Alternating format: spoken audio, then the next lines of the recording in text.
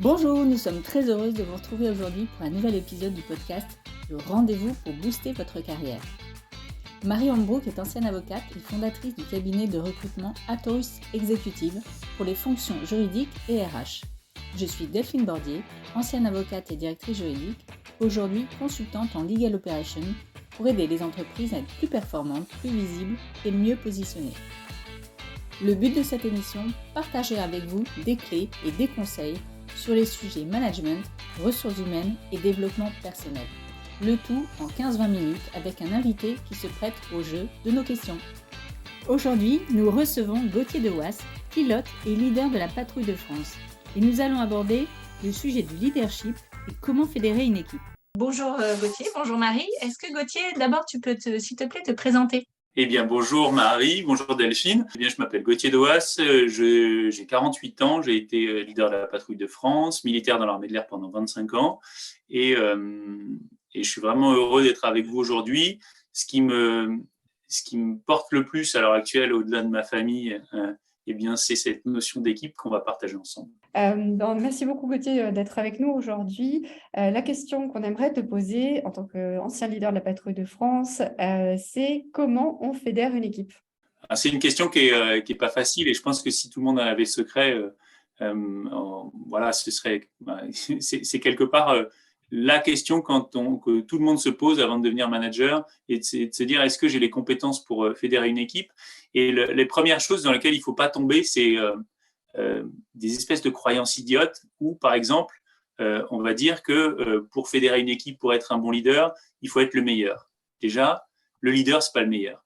Et ça, c'est terrible parce que il y a beaucoup de personnes qui vont se mettre des pressions de fou, voire qui vont jamais accepter d'être leader parce qu'elles vont considérer qu'il faut être le meilleur.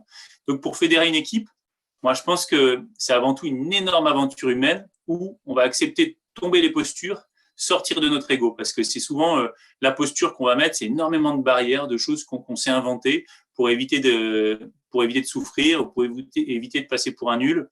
Une des premières barrières, d'ailleurs, c'est souvent refuser le poste de leader en disant non, je n'en suis pas capable, mais c'est surtout une façon de pas être capable de passer le cap et de mettre en place tout ce qu'il faut faire pour fédérer une équipe. Alors justement, par rapport à ce que tu viens de dire, quelles sont pour toi les qualités d'un bon leader ?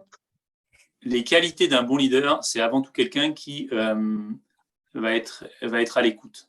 Et peut-être même encore, c'est quelqu'un qui va être capable de se mettre au service des gens pour lesquels il travaille, c'est-à-dire les personnes qui sont en dessous de lui. C'est avant tout des qualités qui sont essentiellement humaines, qui sont liées au fait d'être capable d'éprouver de l'empathie pour les gens avec qui on travaille, parce que il va devoir impérativement comprendre les problématiques des personnes qui sont en dessous de lui, ne pas agir comme un autocrate, être capable de suffisamment écouter tout le monde pour sentir son équipe et savoir quand est-ce qu'il faut accélérer, pas accélérer, etc. Et surtout, cette capacité de mise au service et d'écoute, et que il va prendre une posture qui est plutôt de celui qui va emmener son équipe plutôt que de celui qui va se mettre en avant, toujours devant son équipe, qui va vouloir prendre toute la lumière. Ça va être quelqu'un qui va être capable, par son écoute, de prendre tout ce qu'il y a de bon dans une équipe. C'est-à-dire que le leader, c'est jamais celui qui sait tout. C'est jamais celui qui fait tout, mais c'est celui qui, à un moment, va être capable de faire la synthèse après avoir écouté tout le monde. Et moi, je me suis retrouvé très souvent dans des postures où j'avais absolument pas la solution, et après avoir écouté, et vraiment écouté, j'ai été capable de prendre une direction, et j'ai pu constater aussi que quand on écoute vraiment les personnes avec qui on travaille dans notre équipe, eh bien, même si on n'est pas d'accord, ou même si à un moment il y a une orientation qui est prise, une prise de position qui peut aller à 180 degrés des collaborateurs, eh bien, on se rend compte que s'il y a vraiment eu écoute active, c'est-à-dire l'écoute où on ne fait pas semblant d'écouter, mais où on se met vraiment à la place de l'autre, eh bien, on peut prendre une direction opposée et l'autre partira avec vous dans cette direction parce qu'il s'estimera reconnu, écouté, et il comprendra qu'en tant que chef, c'est à vous, la responsabilité vous vient de décider de la direction. Donc, quelqu'un qui fédère une équipe est quelqu'un qui est capable d'écouter, de se mettre au service, mais c'est aussi quelqu'un qui s'engage. Parce que s'il ne s'engage pas, quelque part, il perd tout le monde derrière lui. Et donc, il doit décider. Il doit montrer l'exemple. Et facteur hyper important qu'on a tendance à oublier de moins en moins à notre époque, c'est qu'il doit donner du carburant. Il doit donner énormément de carburant aux gens avec qui il travaille. Et pour donner du carburant, il doit motiver. Il doit motiver.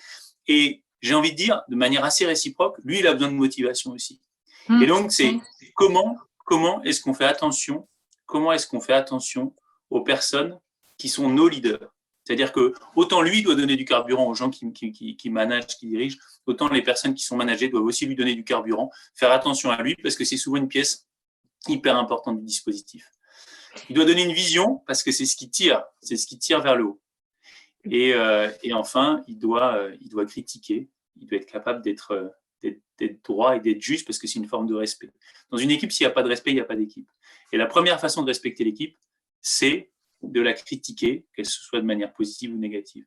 Là, tu nous as super bien expliqué. Est-ce que tu peux partager, parce qu'on fait tous évidemment des erreurs dans nos carrières, est-ce que tu peux, toi, partager les erreurs que tu as pu soit constater, soit commettre? Des erreurs, on en commet énormément. En fait, j'ai un exemple très simple qui est que j'ai été leader d'une équipe qui a fait une erreur collective et qui s'est même tellement vu que le 14 juillet 2018, il y a eu une faute de fumée de la patrouille de France. Et cette faute de fumée, c'est-à-dire un des avions qui met pas la bonne couleur, eh bien, c'était une faute collective essentiellement. Pourquoi ? Parce que quand on fait quelque chose qui se veut être professionnel, en fait, on a énormément de filtres pour s'assurer qu'on ne fasse pas d'erreurs, que ce soit des erreurs qui amèneraient à un problème de sécurité, que ce soit des erreurs qui amèneraient à ce que le travail rendu soit pas optimal. Et donc, cette faute de fumée du 14 juillet qu'on avait fait en 2018 est la suite logique de 6 ou 7 erreurs qui ont été commises, qui normalement ne devraient pas être commises parce qu'on met en place des filtres. Et à la fin, ces filtres, en fait, c'est chaque pilote individuellement est censé vérifier ce qu'il met dans son avion, mais ici aussi, il vérifie, parce qu'on forme une équipe au sein de la patrouille de France, eh bien, il vérifie le travail des autres de manière pas à les plomber s'ils ont fait une erreur, mais à juste avoir le regard bienveillant qui va permettre à l'autre bien de ne pas faire d'erreur. C'est-à-dire juste cette bienveillance, de dire attention, il va faire une erreur qui pourrait être terrible pour lui, enfin terrible, qui pourrait apporter conséquences à son travail, et je vais faire attention à lui. Et donc pour moi, des erreurs, on en fait quasiment tous les jours, des bonnes centaines, peut-être un peu moins, en tout cas des erreurs graves un petit peu moins heureusement, mais en revanche, ce qui fait la différence d'une équipe, eh bien, c'est notre capacité à nous surveiller mutuellement, à nous mettre au service les uns les autres, de façon à ce qu'à la fin, on n'en fasse plus. C'est-à-dire que les process plus l'équipe fédérée, qui dit une équipe fédérée, dit une équipe où chacun se met au service de l'autre, qui dit une équipe qui met comme valeur cardinale l'humilité, eh bien là, on va avoir l'équipe la plus efficace et la plus fédérée du monde, parce que sur 8 personnes, par exemple, eh bien, vous aurez 7, en tant que membre de cette équipe de 8 personnes, vous savez qu'en permanence, il y aura 7 personnes qui font attention à vous, qui vont se mettre à votre service de la même manière que vous allez vous mettre au service des autres. Et donc, l'équipe la plus performante, c'est celle-ci. C'est celle qui corrige ses erreurs en permanence. Donc là, on avait fait une grosse erreur qui témoignait d'un collectif qui ne se surveillait pas assez, ce qu'on a essayé de corriger assez vite par la suite. Et donc, vous partagez plus une erreur que j'ai faite, c'est déjà une belle erreur, celle-là elle est assez connue, en tout cas une erreur collective, et moi personnellement, bien sûr j'en fais beaucoup, et c'est les périodes où je travaille vraiment en équipe, où mes erreurs sont le plus corrigées et elles se voient moins.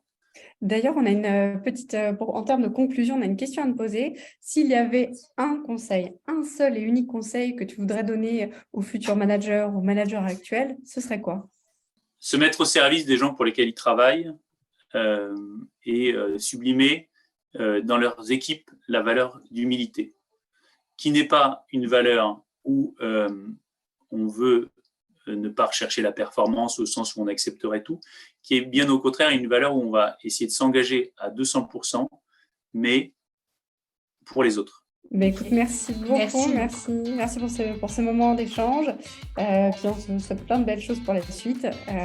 Merci pour tous ces conseils. Merci et à bientôt. Merci beaucoup à vous. Si cet épisode vous a plu, parlez-en autour de vous, partagez sur les réseaux sociaux et soutenez-le avec une note, un commentaire. Cela nous fait toujours plaisir. On se retrouve le mois prochain pour un nouvel épisode du Rendez-vous pour booster votre carrière. Et d'ici là, portez-vous bien.